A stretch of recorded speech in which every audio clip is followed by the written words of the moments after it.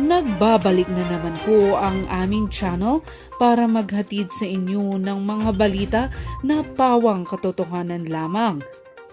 Muli na namang pinahanga ni presidential aspirant Bongbong Marcos ang milyong-milyong mga Pilipino sa nakalipas nga na the SMNI, the Pro-Presidential Debate na ginanap noong Sabado, ika-26 ng Marso.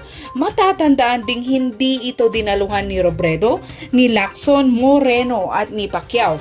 Panoorin po natin ang buong detalye ng mga sagot ni Bongbong Marcos sa mga tanong ni Professor Clarita Carlos sa videong ito. At nga pala, bago tayo magpatuloy, kung bago ka pa lamang dito sa aming channel, sana'y huwag mo namang kalimutang i-click ang subscribe button at pindutin na rin ang notification bell para lagi kang updated sa aming latest na videos. Maraming salamat po sa walang sawang suporta.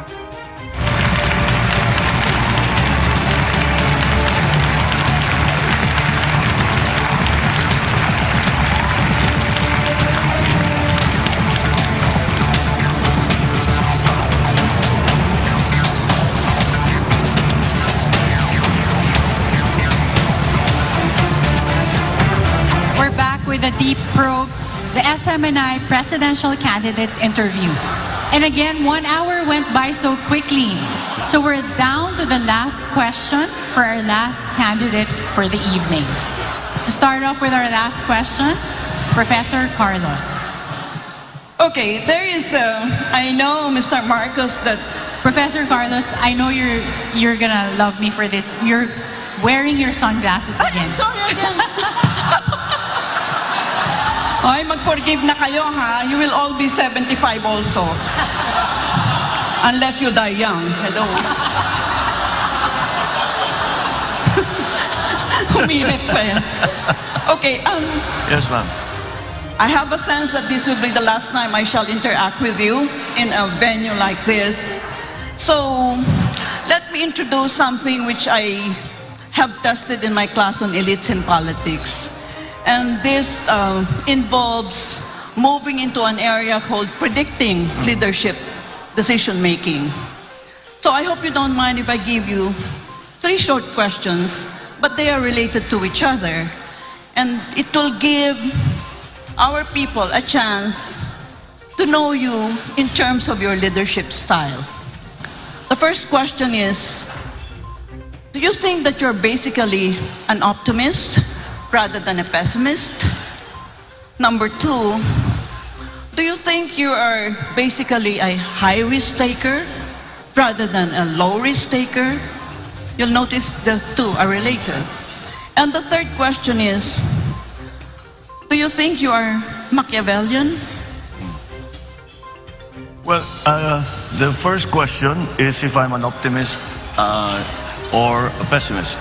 I'm essentially an optimist. And the reason I'm essentially an optimist, because especially when we talk about the country, we are optimists. I am optimistic because our biggest asset is the Filipino people, and it's not. I try to be very objective about it, ma'am. I have traveled all over the world. I have not met a better people than Filipinos in every possible way. Am I a risk taker or not? When it comes to national issues, I tend towards the conservative only because a mistake will cost so much suffering to so many people. In other words, you have to be very careful with the decisions you make. And it's not something that you do offhand. You think about it very hard. You talk to as many people as you can. And you make absolutely certain that you have done everything that you can possibly do to make whatever your plan is, to make it work. Am I Machiavellian? Well, I've studied him quite thoroughly, and I know very many Machiavellians in my life. But Is it Machiavelli in terms of taking every means to produce an end, not the other Machiavellian, you know, the bad Machiavellian? Well, certainly. that we have to be aware of everything that is going to help whatever it is that you are hoping to achieve. And on a national scale, that means you have to understand very well what the situation is on the ground. Ganito kasi at sitwasyon ng mga tao, eto na ngayon sila.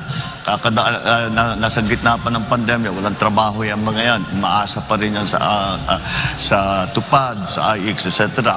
O paano tayo lalabas niyan? Where will what are the other countries doing? Kailangan maging maingat So I suppose in the same sense, as you say that these questions were related, it's a way of being careful and being very, very knowledgeable about what are the things that have to come into play so that you will achieve success, whatever that success, however you define that success. So in that sense, yes, ma'am, I am a Machiavellian. Yeah, thank you. In future, if you have time, please come to the university and I will discuss with you. It's called the Operational Code Construct. Thank you very much. Oh, I would love that. Thank you so very much. Thank you.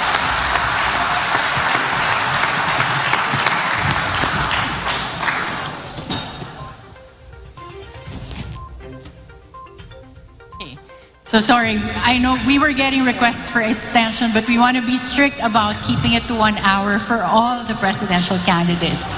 So, Senator Marcos, you have the floor for your closing remarks.